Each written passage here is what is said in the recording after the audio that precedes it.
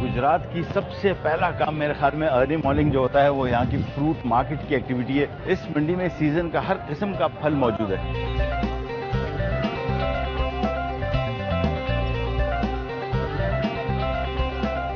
मंडी की सबसे खास बात इसकी एक्टिविटी है। सुबह सुबह बहुत लोग आए हुए हैं और ये एक होलसेल मंडी है और यहाँ पे फ्रूट खरीदे जा रहे हैं। ट्रक से माल भी उतर रहा है सारा का सारा। बहुत सारे ट्रक्स यहाँ पे लाइन है। Lot of people buying it.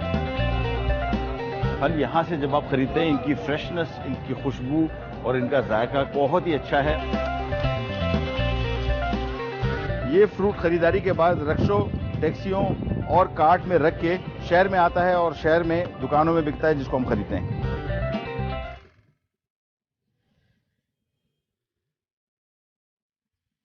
Gujarat की एक और बहुत बड़ी पहचान यहाँ की क्रॉकरी भी है जिसको बनाता गुजरात है लेकिन इस्तेमाल पूरा पाकिस्तान करता है।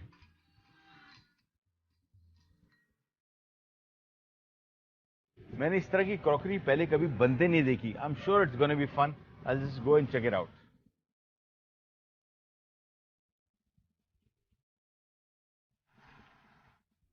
चिकनी मिट्टी नीचे पंप से ऊपर आ रही है और उसके बाद ये गोल राउंड सी स्लैब्स बन रही हैं और यही स्लैब्स आगे जाके इसको कुदाल से तोड़ने के बाद मशीन में डाला जा रहा है to make it a little more softer और राउंड शेप में निकल रहा है। And I just love this work. कुछ और है, बहुत मजा आ रहा है। I'm really enjoying it. चिकनी मिट्टी के रोल आने के बाद यहाँ पे एक डाई लगी हुई है जिसमें थोड़ी सी मिट्टी उसमें डाली जाती है और उसके बाद एक मशीन है जिसको प्रेस करती है और जो एक्स्ट्रा मिट्टी होती है वो काट के निकाल देती है। ये निकाले देखें, प्याला निकल आएगा। उसको हम स्टैक करते जाते हैं। ये प्यालों की स्टैकिंग है और ये कच्चे प्याले हैं। And such a strange feeling कि हमने एक हाथ में कच्चा प्याला पकड़ा हुआ है। एंड आई एम श्योर कि अगर इस प्याले को मैं इस तरह हल्का सा बेंड करूंगा, आई कैन फील इट कि इसमें अभी हल्की सी लचक है और ये चांसेस है कि इसको मैं ज्यादा प्रेस करूंगा ये हाथ के प्रेशर से भी टूट सकता है। एक जो खास बात जिसकी हम हर वक्त बात करते रहते हैं, इनोवेशन, यानी अपनी जरूरत के हिसाब से लोगों ने चीजें बना ली। आप देखें कि एक छोटा सा पैड बनाया जिसके ऊपर उन्होंने स्पंज रखा हुआ है और ये देखिए मुख्तलिफ डिजाइन के ठप्पे इन्होंने बनाए हुए और ये प्लास्टिक के हैं। इतनी तेज रफ्तारी से ये लोग काम करें। I think they are working faster than machines. ये अगेन बहुत अच्छी इनोवेशन। दो ब्रशेस को आपस में एक साथ डंडी के साथ लगा दिया गया है और एक मशीन के ऊपर वो प्याला घूम रहा है और वो कलर कर रहा है। तो अब देखें कि हर चीज को उन्होंने अपने हिसाब से इनोवेट किया है। ये प्योर शीशा है और इसको प्यालों के ऊपर चढ़ाने के बाद भट्टी में जाते हैं और भट्टी में बेक होने के बाद जो आप एक चमक, एक शाइन देखते हैं वो इस पानी की वजह से। यहाँ पे प्यालों को कोट करने के बाद इन रैक्स के ऊपर रखा जा रहा है, स्टैकिंग की जा रही है और ये रैक आप देख रहे हैं एक ट्रैक पे बना हुआ है जिसके ऊपर ईंटें लगाई गई। जिस तरह रेल ट्रैक होता है और बिल्कुल रेल ट्रैक की तरह ये छोटे छोटे से प्लेटफॉर्म पे ये आगे बढ़ता जाता है और यही प्लेटफॉर्म आगे जाके इस ओवन में चले जाते हैं भट्टी में। इसको आराम से आपने देखा कितने स्टाइल से इसे पकड़ के उन्होंने इसके ऊपर स्लाइड किया और उसके ऊपर इसको खींच के ले आए और उसके बाद इसको यहाँ पे रख दिया। So you have to be very careful because थोड़ी सी झटका भी लगा ये सारी के सारे बर्तन गिर पड़ेंगे। इट्स प्रीटी हॉट, लेकिन यहाँ पे इसको रखा गया ठंडा करने के लिए। Oh very hot, hard to hold. So I am just gonna keep it back. It's beautiful. इतनी तादाद में क्रॉकरी आपने पहले कभी नहीं देखी होगी। इमेजिन करेंगे ट्रक पूरा ऊपर तक कंप्लीटली भर जाएगा इन प्यालों से। And I just found out which is so amazing कि इतनी सारी क्रॉकरी की ये लोग इस तरह की स्टैकिंग करते हैं कि लेस देन 1% ब्रेकेज होती है और ये मुख्तलिफ दूर शहरों में जाता है।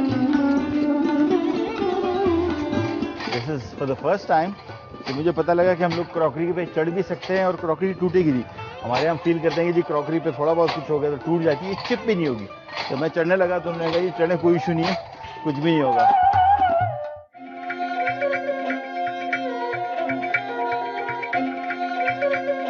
पंजाब में एक चीज जो आपको जगह जगह नजर आएगी वो है ईंटों का भाटा।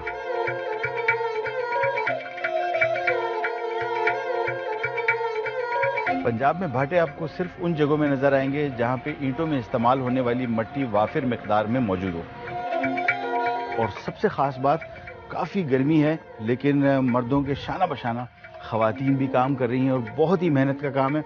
आई just salute all these womens. इस भाटे पे पूरी फैमिली आती है, बच्चे भी इनके इर्द गिर्द यहीं पे इनके साथ खेल रहे होते हैं, माल मवेशी भी साथ होते हैं, और जब मजदूर थक जाते हैं तो यहाँ पे कहवे का भी बंदोबस्त किया गया है, खाना भी साथ लाते हैं। यानी आप ये समझ लीजिए कि ये मजदूर यहाँ पे काम करते हैं, ये इनका घर बन जाता है। सारी की सारी एक्टिविटी जो घर में होती है वो यहाँ पे सब कुछ हो रहा होता है।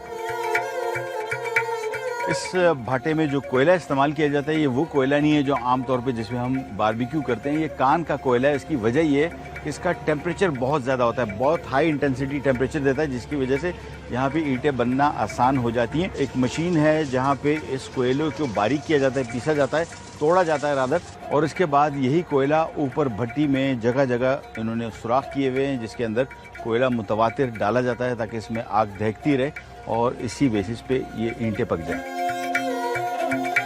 एक और ख़ास बात आपने देखा कि मुख्तलिफ जगहों पे इस हीट को यूटिलाइज करते हुए लोग इस पे खाने भी पका रहे हैं, चाय भी पक रही है। पंजाब में जितनी भी कंस्ट्रक्शन होती है उसमें भाटे की ईंटों का इस्तेमाल होता है। इसके बहुत सारे यूजेस हैं, घर बन रहे हैं, बिल्डिंग्स बन रही हैं, लेकिन मेरे लिए जो सबसे ज़्यादा इंपॉर्टेंट चीज़ है वो है मेरा ये मोबाइल किचन।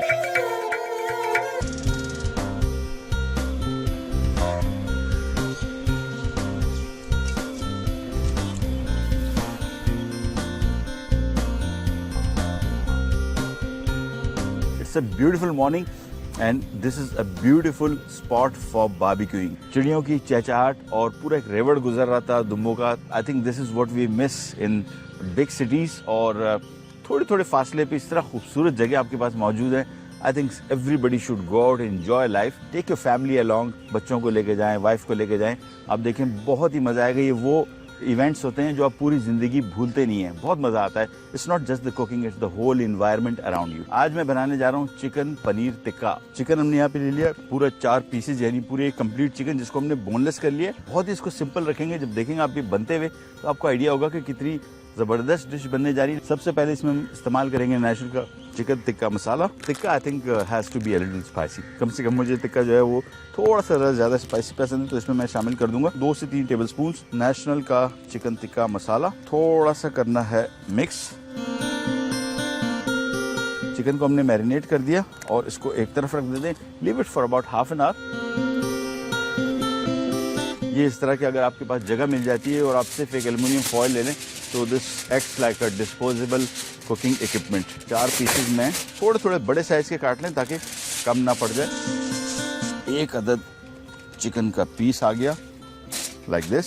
ये एक ऐसी रेसिपी है जिसमें आपका काम बड़ा सिंपल। आप देख रहे हैं नेशनल का हमने चिकन टिक्का मसाला लगाया, स्टफिंग की, फिल की, रेडी हो गया। हमारी आग रेडी है, हमने इसको रख के we can enjoy this environment. मैं इसको पकने के बाद थोड़ा सा ज़रा वॉक भी करूँगा because I really want to see के यहाँ पे वॉक करने का कितना मज़ा आता है। I think this is pretty easy. Simple आपने रैप किया, और बल्कि इवन बेस्ट वुड बी कि आप इसको इस तरीके से रैप करके घर से लेके आ जाए। All you need to do just fire and just keep it inside and leave it for almost तकरीबन ये 35-40 मिनट्स लगते हैं। बाहर रहेंगे बिल्कुल तैयार होगा और पक चुका होगा। थोड़ी सी कुछ सब्जियां ऐड कर दें, it will add lot of colour. 1-2 pieces carrot रखे। चूंकि पनीरी टिक्का है तो हमने काम ये करना है कि पनीर को इस तरीके से काट लेना है। एक बड़ी सी स्टिक इस साइज की ये इसके अंदर आ गई। सबसे पहले चिकन को रैप कर दीजिए इस तरीके से, और इसके बाद थोड़ा सा इसमें मैं ऐड करूंगा oil, just a little bit, बहुत ज़्यादा नहीं। अब आपने सिंपली एक साइड पे इसको रैप करके इस तरीके से टाइट रोल कर दीजिए। That's it. Cooking pot ready. एक एक करके हम इन सबको रैप कर देंगे।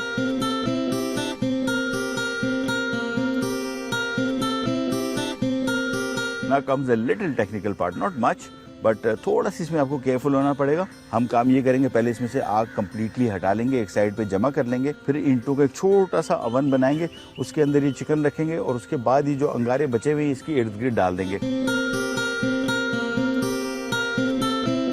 आप देख रहे हैं इसको मैंने थोड़ा से दीवारों से बंद कर दिया है, and that's what we want, जिस तरह हम आमतौर पे घर में अवन यूज़ करते हैं। But you have to be very quick. जब ये ईंटें बहुत गर्म है, you want to use that heat. आपने सिंपली चिकन के पार्सल जो हैं ये रख देने हैं इसके बीच में। That's it, it's covered. और इसके बाद ये वाली ईंटें, मेक श्योर कि याद रहे आपको कि आपने कौन सी साइड गर्म की थी, विच शोज ऑल्सो कि इसके ऊपर थोड़ी सी आग लगी हुई थी। अब आपने इसको इस तरीके से बंद कर देना। अच्छा, इसकी जो साइड जहाँ से थोड़ी थोड़ी खुली हुई हैं, मेक श्योर यहाँ पे कोयला अच्छी तरीके से जाए, क्योंकि यहाँ से इर्द गिर्द की जो टेम्परेचर है, ठंडा टेम्परेचर, ये पेनिट्रेट कर सकता है। इसको अच्छी तरीके से सील कर दें ताकि अंदर एक ओवन जैसी कैविटी जो है वो बन जाए और ये टेम्परेचर इसमें रहे।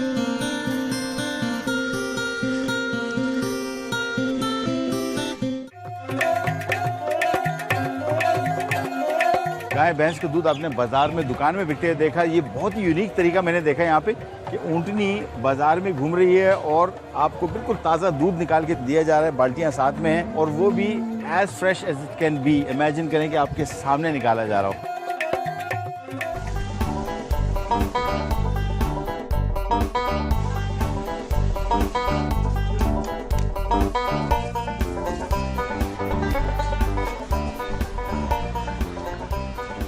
गुजरात आते साथ जो चीज़ मुझे बहुत यूनिक लगी और बहुत अच्छी लगी वो है यहाँ लोगों की फ्रूट की कंजम्पशन, और बहुत ज़्यादा फ्रूट खाते हैं। और ये जगह जहाँ पे मैं ये है अलशेख फ्रूट चाट, यहाँ की फ्रूट चाट बहुत ही मशहूर है। अस्सलाम वालेकुम भाईजान, क्या हाल है, खैरियत से, ठीक ठाक है? अच्छा, एक तो ये बताएं कि किस किस्म की फ्रूट चाट है, कौन से वैरायटी है इसमें? हमारे पास फ्रूट चाट है, हमारे पास दही बल्ले हैं, अच्छा, चना चाट वगैरह। ये चटनी कौन सी है? ये खुरमानी की चटनी है। अच्छा, ओह ज़बरदस्त।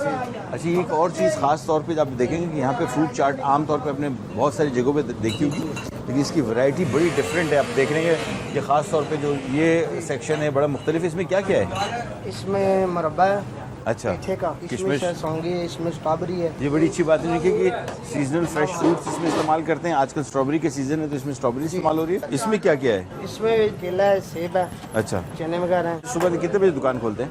तकरीबन 7 बजे दुकान खोल देते हैं। अच्छा, सुबह 7 बजे फ्रूट चाट की दुकान खुल रही है। बहुत कम आपको किसी शहर में पता लगेगा कि वहाँ पे फ्रूट चाट की दुकान सुबह इतनी अर्ली मॉर्निंग खुलती है और लोग आके खाना शुरू हो जाते हैं। अभी एक प्लेट में खाऊंगा। और कौन सी आप क्या समझते हैं कौन सी खानी चाहिए? तो फ्रूट चाट खिलाता हूँ। फ्रूट चाट में इतने सारे अज्जा मैंने पहले कभी पढ़ते हुए नहीं देखे।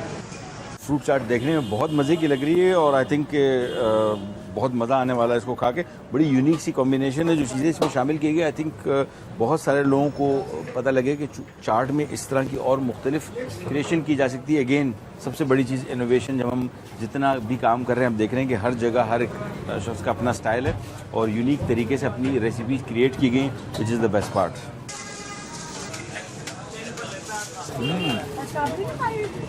क्या आला कॉम्बिनेशन है और मेरे ख्याल में इस रेसिपी से मुझे बहुत कुछ सीखने को मिला है जो शेफ़, जस्ट टू नो कि कौन कौन सी चीज़ें किस तरह मिक्स करके कितने यूनिक इसके फ्लेवर बनाए जाते हैं। लुक एट दिस परात, हाउ ब्यूटीफुल इट इज़। बहुत सारे लोग सिर्फ फ्रूट चाट खाने यहाँ पे आते हैं और सारा दिन खाते हैं।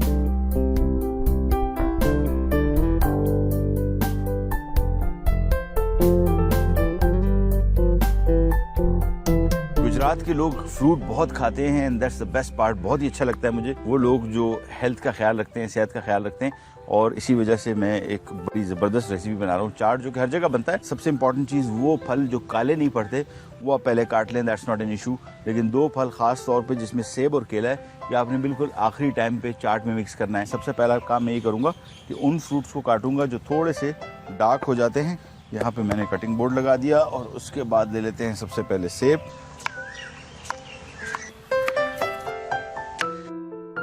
सिंपली आपने केला छीला,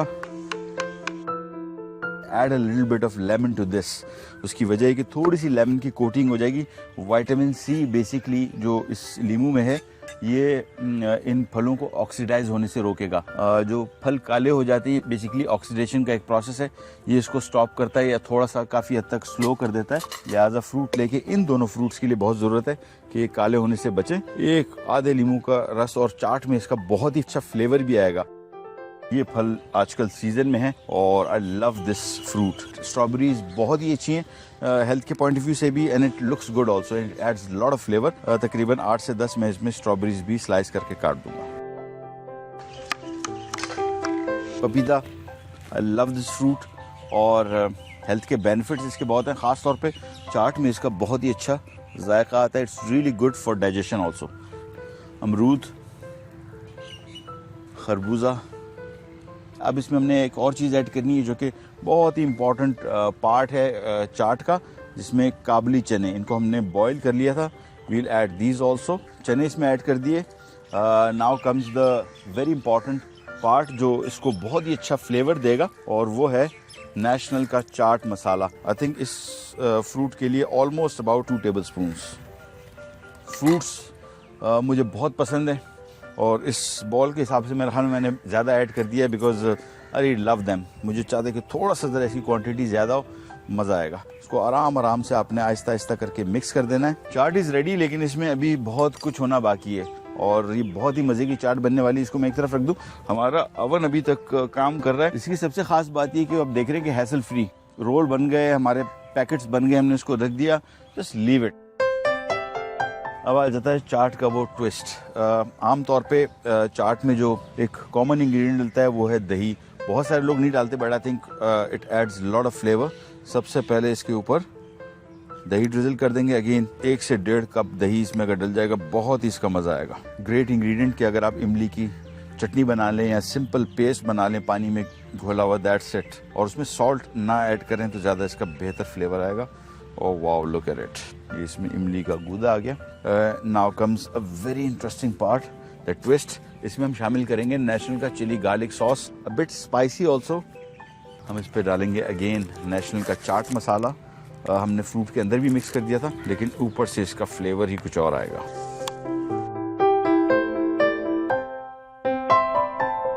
लकड़ी अब हम इसमें हटा रहे हैं, और that's the most interesting part. जब आप कुकिंग करते हैं और ये चीज़ें यू आर एक्सपेक्ट देम कि रेडी हो चुकी होंगी, इसको सबसे पहले ये लकड़ी सारी की सारी हटा दें। और सबसे अच्छी बात, यहाँ पे थोड़ा सा वो फॉइल से हल्का हल्का सा ऑयल भी निकला हुआ है। लुक्स अमेजिंग, 100% पका हुआ है। And the best thing about this aluminium foil is के अंदर ऊपर जो भी इस पे राख वगैरह पड़ी है, अंदर बिल्कुल नहीं गई। इसको एक एक करके सारे निकाल लेते हैं।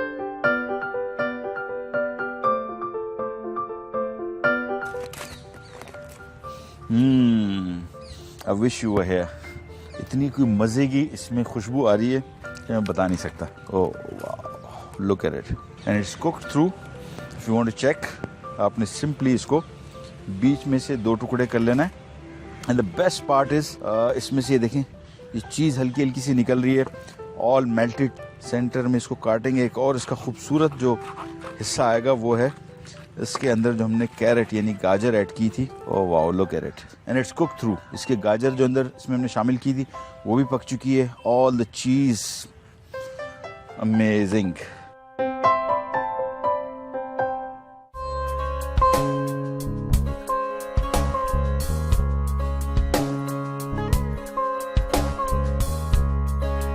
इस किले में अभी भी सैकड़ों घर हैं और हजारों की तादाद में लोग रह रहे हैं। और जिस जगह पे किला बना हुआ है ये इतना ऊंचा है कि सैकड़ों मील दूर भी आपको पूरा का पूरा शहर बिल्कुल नीचे नजर आ रहा है। और इसकी स्ट्रेटेजिक लोकेशन की एक और सबसे खास बात की, इसके बिल्कुल सामने एक दरिया बह रहा है। इमेजिन करें कि इतनी बड़ी एक ऑब्स्ट्रक्शन ऑलरेडी है कि अगर कोई हमलावर आपकी तरफ आ रहा है तो आप दूर मीलों दूर उसको देख सकते हैं, और अगर आपके करीब भी आ रहा है तो सबसे पहला जो बैरियर है वो आपका दरिया है जो उसको रोक के रखेगा। हैरत होती है उस जमाने में लोगों ने कितनी रिसर्च की होगी किस जगह पे किला बनाया जाए और किस तरीके का बनाया जाए। It's just amazing. ऊपर आकर भी आप अगर नजर दौड़ाएं तो चारों तरफ किले की फसील आपको नजर आएगी, और आपको इसके साइज का अंदाजा होगा कि कितना बड़ा किला है। इस तरह की और कंस्ट्रक्शंस मैंने भी देखी, हिस्टोरिकल बिल्डिंग्स, उसमें ईंटों का इस्तेमाल ज्यादा किया गया होता है, लेकिन ये कंप्लीटली पत्थरों से बना हुआ है।